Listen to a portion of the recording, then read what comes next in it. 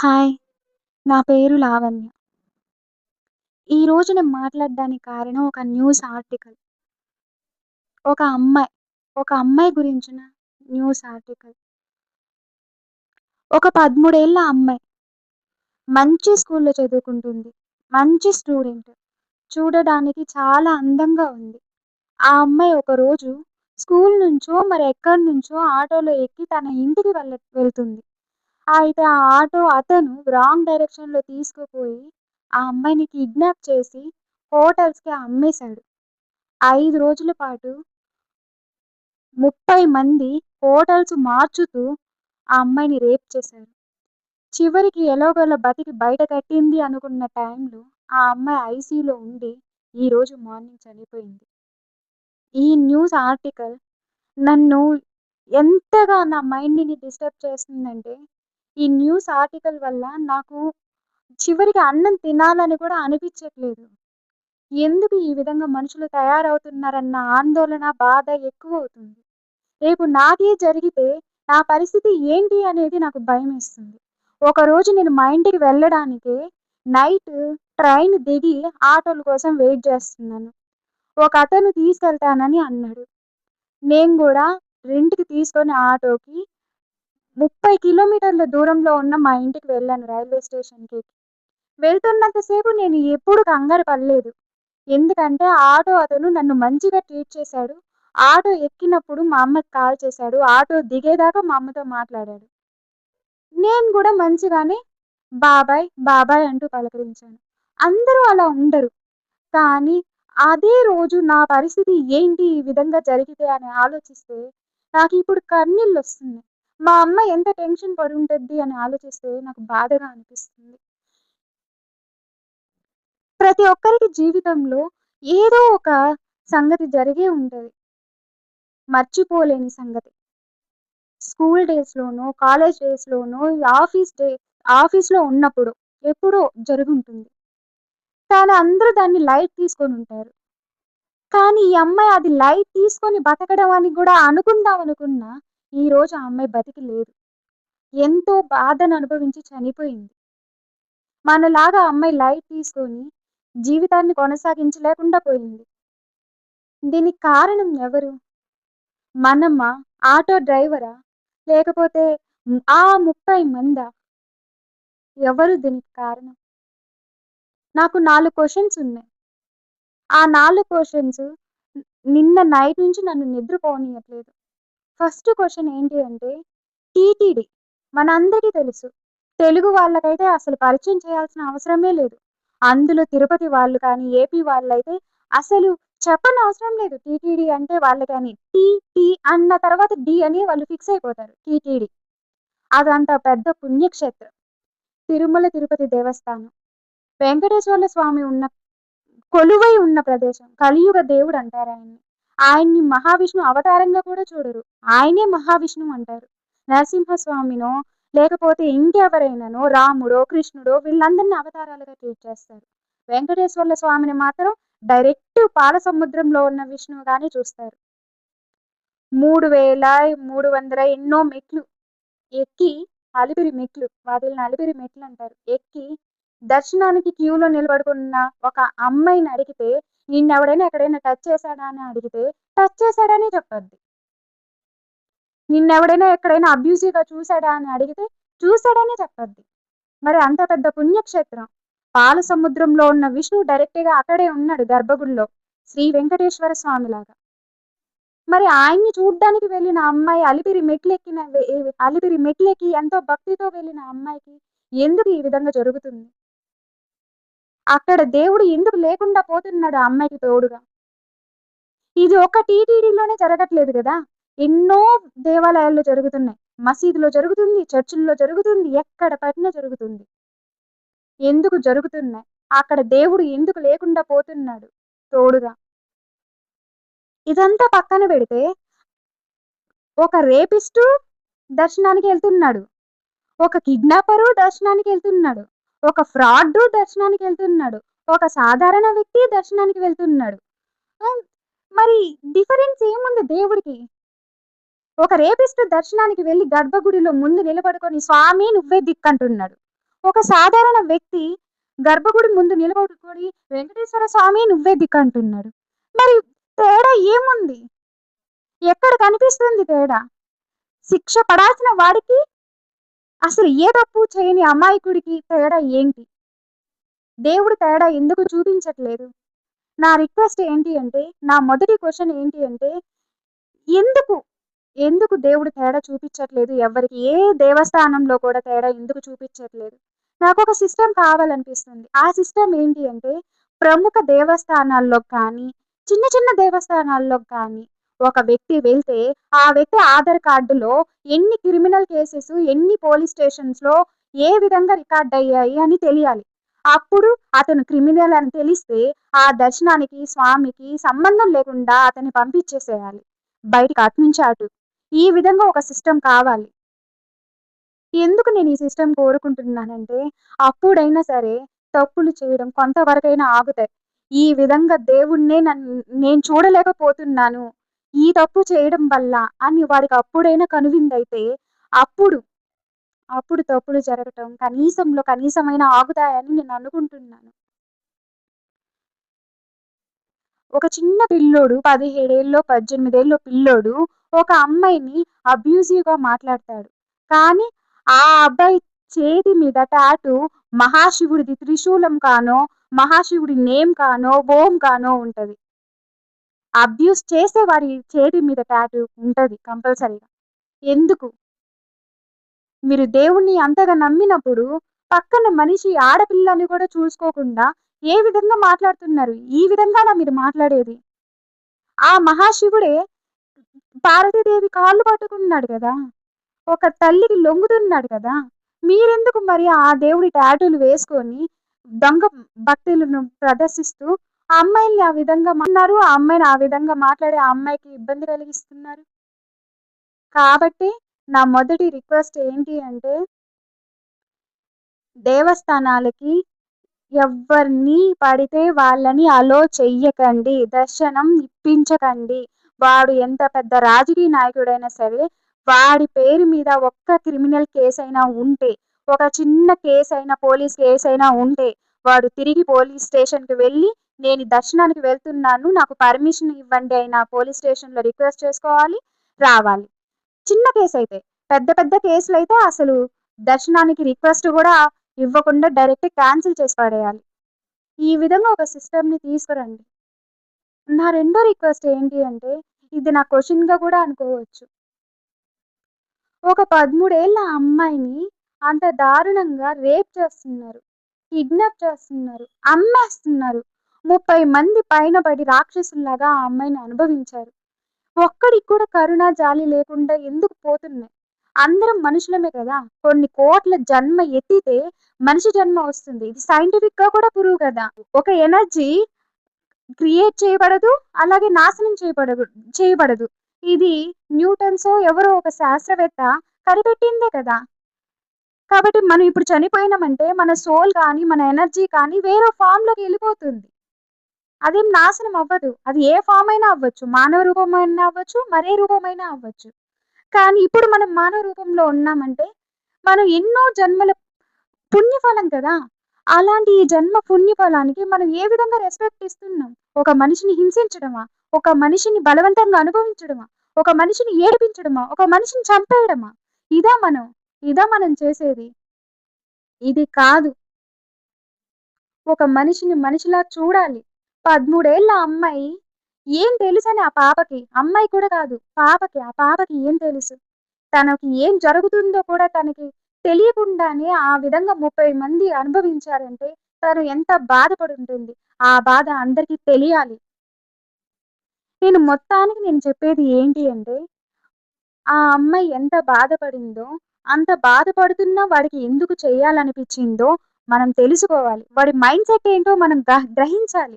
వాడు డ్రగ్స్ తీసుకొని ఆ విధంగా చేస్తున్నాడా? లేకుంటే వాడు నిజంగా రాక్షసుడా? అని మనం గ్రహించాలి. వా వాడు నిజంగా రాక్షసుడి మైండ్‌సెట్ కలిగి ఉంది. నిజంగా ఆ అమ్మాయిని నొప్పి తగులుతున్నా అదొక పైశాచిక ఆనందం పొందుతున్నాడు అంటే, అది ఏ విధంగా మెంటల్ స్టెబిలిటీ అయ్యుంది. దానికి ఏ విధంగా మనం క్యూర్ చేసుకోవాలి. ఇలాగ ఎంతమందికి సమాజంలో ఉంటుంది. ఎంత పర్సెంటేజ్‌లో ఉంటుంది. అది ఎంత పర్సెంటేజ్ దాటితే పక్కన వాడికి మనం పక్కన అమ్మాయికి హాని చేయగలుగుతున్నాం. ఇలాంటివన్నీ మనం తెలుసుకోవాలి. సోషల్ మీడియా యూజ్ చేసుకోవాలి. ఇలాంటి పర్టిక్యులర్ సెన్సిటివ్ టాపిక్స్ మీద ఇంకా ఎక్కువగా యూజ్ చేసుకోవాలి. మనకి ఒక్కరిలో ఏదో ఒక సైకోతనం ఉంటుంది. కాదనట్లేదు. ఆ సైకోతనం ఎందుకొస్తుంది? దానికి మార్చుకోటానికి మనం ఏం చెయ్యాలి? మన పిల్లలకి అలాంటి సైకోతనం ఉందని ఎలా గుర్తించాలి? అలాంటి రాక్షస బుద్ధి ఉంది అని ఎలా గుర్తించాలి? ఆ రాక్షస బుద్ధిని ఏ విధంగా మార్చుకోవాలి? ఇవన్నీ మనం అవేర్‌నెస్ కింద తీసుకొని సోషల్ మీడియాలో పోస్టులు చేసుకోవాలి. రీల్స్ పెట్టుకోవాలి. ప్రతి ఒక్కరు ఈ క్వాలిటీస్ ఉంటే మనం రాక్షసులం. కాబట్టి ఇంత పర్సెంటేజ్ దాటితే మనం ఈ విధంగానే ప్రవర్తిస్తాం. కాబట్టి ఈ పర్సెంటేజ్ దాటకుండా మనల్ని మనం కంట్రోల్ చేసుకోవటానికి ఈ విధంగా పద్ధతులున్నాయి. ఈ విధంగా యోగాలున్నాయి. ఈ విధంగా మనం కన్సల్ట్ అవ్వాలి. లేకపోతే ఈ విధంగా మెడికేషన్స్ వాడాలి. ఈ విధంగా మనం పోస్టులు చేసుకోవాలి. రీల్స్ చేసుకోవాలి. అలా కాదు మనం పోస్టులు చేస్తుందిప్పుడు. ఒక అమ్మాయి చనిపోయింది అంటే, ఆ అమ్మాయి ఏ విధంగా చనిపోయిందని గూడా ఆలోచించకుండా, ఆ అమ్మాయి రేప్ అటెంప్ట్ అయిపోయింది.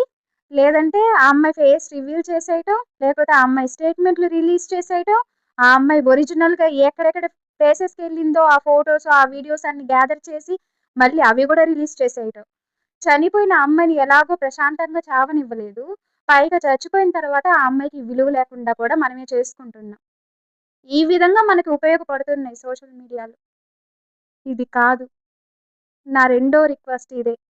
దయచేసి ప్రతి ఒక్క మైండ్ సెట్‌ని మనం అర్థం చేసుకొని, మైండ్ సెట్‌కే మనం ఎక్కువ ప్రాముఖ్యతనిచ్చి, ఈ విధంగా ఉంది సమాజం.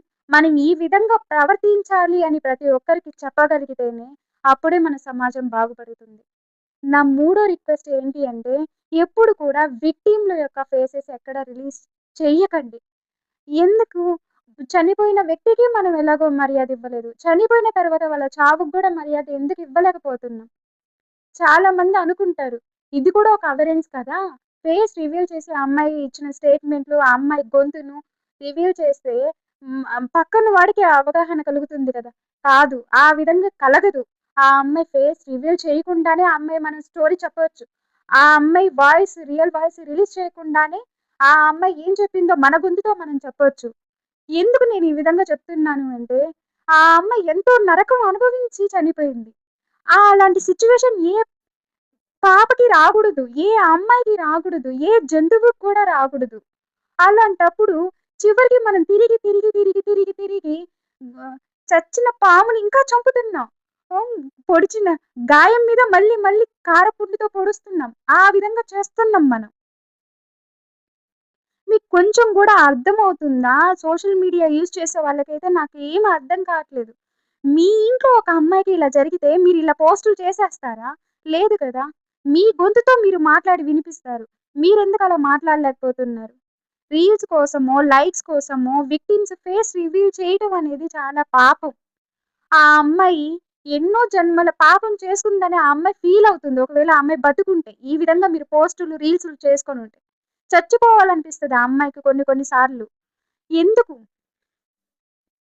విక్టిమ్ ఫేసెస్ కానీ, వాయిస్ కానీ ఎప్పుడు రివీల్ చేయకండి. ఎక్కడ రివీల్ చేయకండి. ఏ సోషల్ మీడియా యాప్‌లో కూడా. నా నాలుగో రిక్వెస్ట్ ఏంటి అంటే, ఘోరాలాపడం మన వల్ల కాదు. కానీ మనం చేతనైనంత అవేరెన్స్ తెచ్చుకొని, మన చుట్టూ ఉన్న వాళ్ళని కాపాడటం మనకు చేతనైతుంది కదా! మనిషిగా పుట్టినందుకు. కదా! తిరుపతి క్యూ లైన్‌లో నిలబడితే ఒక అమ్మాయిని పొరపాటున కూడా టచ్ చేయకూడదని ఆ అబ్బాయికి తెలియాలి. లేదా ఏదో ఒక మూల ఏదో ఒక ఘోరమైతే జరుగుతూ ఉంటుంది. మనం అన్నిటిని ఆపలేం. కానీ మనకు చేతనైనంత వరకు మనం ఆపడానికి ప్రయత్నించాలి.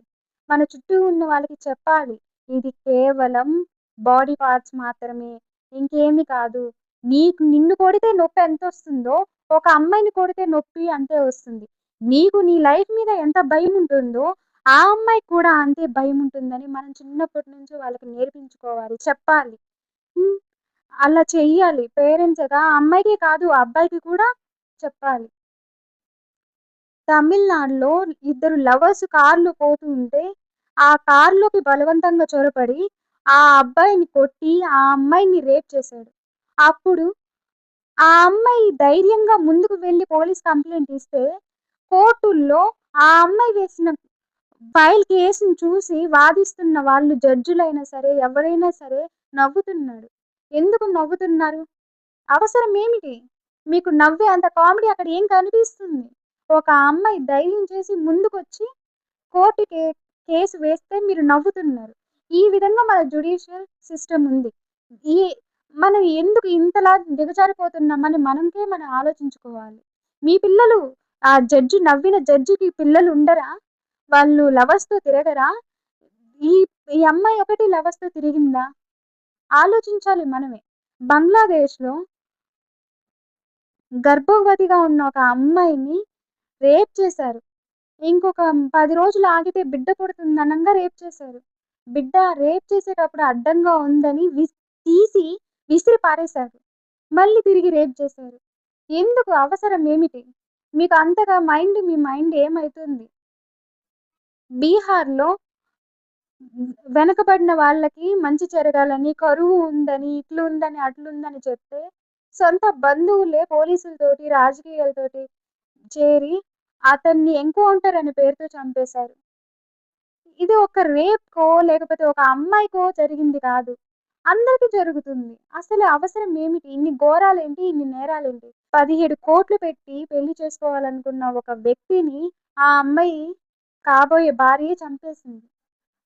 ఎందుకు ఇన్ని ఘోరాలెందుకు? ఇన్ని నేరాలెందుకు? అవసరం ఏముంది?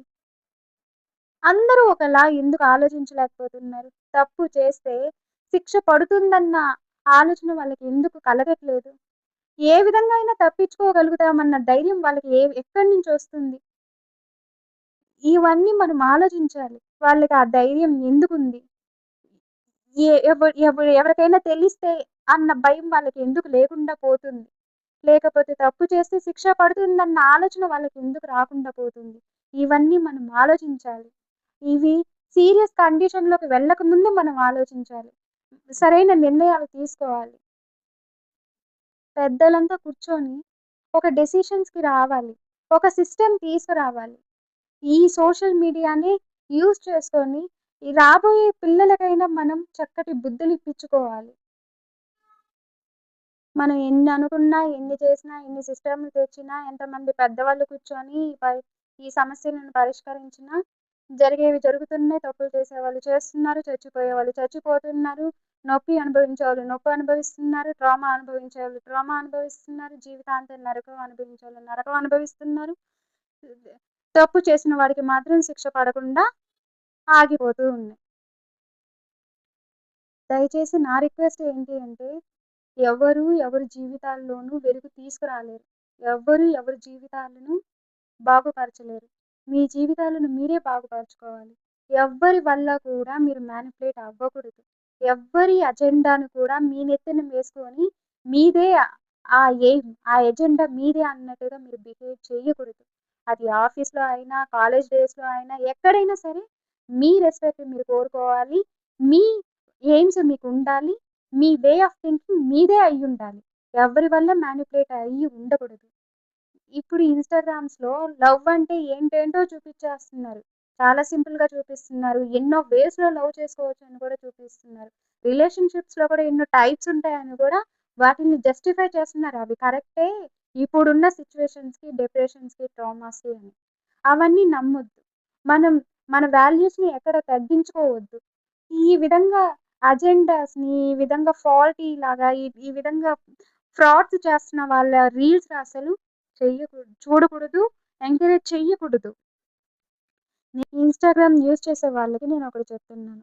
దయచేసి మీరు కూడా ఏవంటే అవి పోస్ట్ చెయ్యొద్దు. ఎందుకంటే చూసేవాళ్ళు ఏ ఏజ్ పర్సన్సోళ్ళో మీకు తెలీదు. ఒక 10 ఇయర్స్ కిడ్ అయితే మీరు చెప్పేది నమ్మి తను ఆ అజెండాస్‌ని ఫాలో అయితే అప్పుడు తన లైఫ్‌ని మీరే కదా ప్రాబ్లమ్‌లో పడేసినట్టు. ఇండైరెక్ట్‌గానో, డైరెక్ట్‌గానో మీరు కూడా అతని నష్టానికో లేకపోతే ఆ అమ్మాయి ప్రవర్తనకో, బ్యాడ్ బిహేవియర్‌కో మీరే కదా కారణమవుతున్నారు. దయచేసి ఆలోచించండి. మనం డబ్బుల కోసమో, వ్యూస్ కోసమో ఎక్కువ రీల్స్ చేసేసి ఏదంటే అది పడేసి అజెండాలను ఏవంటే అవి ప్రోత్సహించేసి ఈ విధంగా చేస్తే, అవి చూస్తున్న వాళ్ళు అవే నిజాలనుకోని ఏ విధంగా నరకాలు అనుభవిస్తారో జీవితాల్లో ఒకసారి ఆలోచించండి. మీరు మంచికో, చెడుకో మంచి వేలో డబ్బులు సంపాదిస్తున్నారో, చెడు వేలో డబ్బులు సంపాదిస్తున్నారో అవన్నీ ప్రశ్నించే హక్కు ఎవరికీ ఉండదు. కానీ మీరు మిమ్మల్ని ప్రశ్నించుకునే హక్కు మీకైతే ఉంటుంది కదా! మీ ఇంట్లో ఆడపిల్లే మీ రీల్స్ చూస్తే మీరు ఒప్పుకుంటారా? మీ ఇంట్లో ఆడపిల్లే మీ రీల్స్ చూసి మ్యానిప్యులేట్ అయ్యి తన ఐడియాస్‌ని చేంజ్ చేసుకుంటే మీరు ఒప్పుకుంటారా? ఈ విధంగా థింక్ చేసుకొని ఒక రీల్ పోస్ట్ చేయండి. అంతే. ఆడపిల్లగా నేను ఇంకొక ఆడపిల్లకి ఏం చెప్పాలనుకుంటున్నాను అంటే, మీ వర్క్ ప్లేస్‌లో కానీ, లేకపోతే మీరు చదువుకుంటున్నప్పుడు అయినా సరే, మీరు స్కూల్ డేస్‌లో అయినా సరే ఉన్నప్పుడు గానీ, మీ చుట్టూ ఉన్న వాళ్ళని అబ్జర్వ్ చేయండి. వాళ్ళు ఏ విధంగా ఉంటున్నారనేది మీకు అర్థమవుతుంది. అప్పుడు వాళ్ళతో వాళ్ళలాగే ఉండండి. ఒకడు తప్పు చేస్తున్నాడంటే, ఆ తప్పుని మీరు ప్రోత్సహించండి. కఠి కఠినంగా ఖండించకండి. ఎందుకంటే వాడి ఇగో హర్ట్ అయిందంటే మీ నెత్తిన ఏ యాసిడ్ పోస్తాడో మీకు కూడా తెలీదు గదా! కాబట్టి తప్పు చేస్తున్నాడంటే ఆ తప్పుని మీరు కూడా ప్రోత్సహించండి. కానీ ఎప్పుడు కూడా ఆ తప్పుల్లో మీరు భాగస్వామ్యం అవ్వొద్దు ఆడపిల్లలకి. ఇలాంటి ఘోరాలు, నేరాలు ఆగేంత వరకు మీరు ఈ విధంగా ఉండాలని నేను చెప్తున్నాను. ఏ విధంగా అంటే ఓహ్! ఏ మనిషి ఏ విధంగా బిహేవ్ చేస్తున్నాడో ఆ మనిషి దగ్గర మీరు కూడా అదే విధంగా బిహేవ్ చేయండి. ఒక మనిషి పద్ధతిగా ఉన్నాడు అంటే, ఆ మనిషి దగ్గర మీరు పద్ధతిగానే ఉండండి. ఒక మనిషి బజారుతనంగా ఉంది అంటే, ఆ మనిషి దగ్గర మీరు కూడా బజారుతనంగానే ఉండండి. ఆహా! బజారుతనం అంటే ఆ మనిషి చేసిన తప్పులన్నీ కూడా మీరు చేయమని గాదు. ఆ అమ్మాయి ఏది చెప్పినా ఊకొడతా, మీరు మంచోళ్ళే మీరు అంటూ ఉండండి. నేను ఒక ఆడపిల్లగా ఇంకొక ఆడపిల్లకి నేనేం చెప్పాలనుకుంటున్నానంటే, నువ్వు జాబ్ చేస్తున్నా సరే, కాలేజ్ డేస్‌లో చదువుకుంటున్నా సరే, లేకపోతే స్కూల్‌కెళ్తున్నా సరే, ఏ ఆడపిల్లకైనా నేనేం చెప్పాలనుకుంటున్నానంటే, దయచేసి మీ చుట్టూ ఉన్న వాళ్ళని మీరు అబ్జర్వ్ చెయ్యండి. వాళ్ళ క్యారెక్టర్‌ని మీరు జడ్జ్ చేయండి తప్పు లేదు. అప్పుడే మీకు తెలుస్తుంది వాళ్ళు ఎలాంటి వాళ్ళు అని. వాళ్ళతో ఎంతవరకు జాగ్రత్తగా ఉండాలి అని. ఒక వ్యక్తి మీ దగ్గరికొచ్చి మాట్లాడుతున్నాడంటే, అంత సులువుగా ఎవరిని నమ్మేయకండి. ఆ వ్యక్తిని అబ్జర్వ్ చేయండి. ఆ వ్యక్తితో మాట్లాడా వద్దా అన్న ఆలోచనలో, కన్‌ఫ్యూజన్‌లో ఉండకండి. ఒక వ్యక్తి వచ్చి మాట్లాడితే మాట్లాడేయండి. కానీ, కానీ ఎప్పుడు కూడా ఆ వ్యక్తిని మీ మైండ్‌లోకి తీసుకురాకండి. అంతే. Problem solved. మీరు క్యారెక్టర్‌లు అబ్జర్వ్ చేసి, ఆ వ్యక్తి మంచివాడు, ఆ వ్యక్తితో క్లోజ్ ఉండొచ్చు. ఆ వ్యక్తిని బెస్టీగానో, బాయ్ ఫ్రెండ్‌గానో, లవర్‌గానో చేసుకోవచ్చు అనుకున్నప్పుడు పర్లేదు. ఫ్రీగా మూవ్ అవ్వండి. అంతేగాని వచ్చిన ప్రతి వ్యక్తితో మీరు క్లోజ్‌గా ఎక్కడ మూవ్ అవ్వద్దు. మాట్లాడండి తప్పులేదు. కానీ మైండ్‌లోకి ఆ వ్యక్తిని ఎప్పుడు తీసుకురాకండి. ఎంతవరకు బయట మాట్లాడామా అంతే. అంతవరకే ఉంచేసేయండి. ఎక్కువ నమ్మకండి. ఇంకొకటి ఏంటి అంటే, ఎవరు ఏ విధంగా బిహేవ్ చేస్తున్నారో, వాళ్ళ దగ్గర మీరు కూడా అదే విధంగా బిహేవ్ చేయండి. అప్పుడే మీరు ప్రాబ్లమ్స్‌లో ఇరుక్కోకుండా ఉంటారు. ఒక వ్యక్తి చెడ్డగా ఉన్నాడంటే, ఆ వ్యక్తి దగ్గర మీరు కూడా చెడ్డగానే ఉండండి. ఒక వ్యక్తి తప్పు చేస్తున్నాడంటే, ఆ వ్యక్తి దగ్గర మేము గూడా ఇలాంటి తప్పులు చేశామన్న లెవెల్‌లో కటింగ్‌లివ్వండి. లేదంటే ఒక వ్యక్తి పరమాత్ముడు, ధర్మాత్ముడిలాగా బిహేవ్ చేస్తున్నాడంటే, ఆ వ్యక్తి దగ్గర మీరు కూడా పరమాత్ముడు, ధర్మాత్ముడిలాగే ఉండండి. లేదు ఒక వ్యక్తి చాలా దుర్మార్గంగా ఉన్నాడు అంటే, ఆ వ్యక్తి దగ్గర మీరు కూడా దుర్మార్గంగానే ఉండండి. మాకు గూడా ఇదే నేచర్ అని అతనికి చెప్పండి. చెప్పాలంటే మీ బిహేవియర్ ద్వారా చూపించండి. అప్పుడే మీరు ఎలాంటి ప్రాబ్లమ్స్‌లోకి ఇరుక్కోరు. సింపుల్‌గా చెప్పాలంటే ఊసరవెల్లి ఉంటుంది కదా! ఊసరవెల్లి ఏ విధంగా రంగులు మారుస్తుంది? ఏ బ ఆపదొచ్చినప్పుడు ఒక రంగు, సంతోషం వచ్చినప్పుడు ఒక రంగు. కానీ ఇది తన ఎమోషన్స్‌కి రంగులు మార్చుకుంటుంది. మనం మనుషులు ఆడపిల్లలు మనుషుల దగ్గర రంగులు మార్చుకోవాలి. లేదంటే ఎక్కడా బతికే స్వేచ్ఛ లేకుండా ఉంది ఈ రోజుల్లో.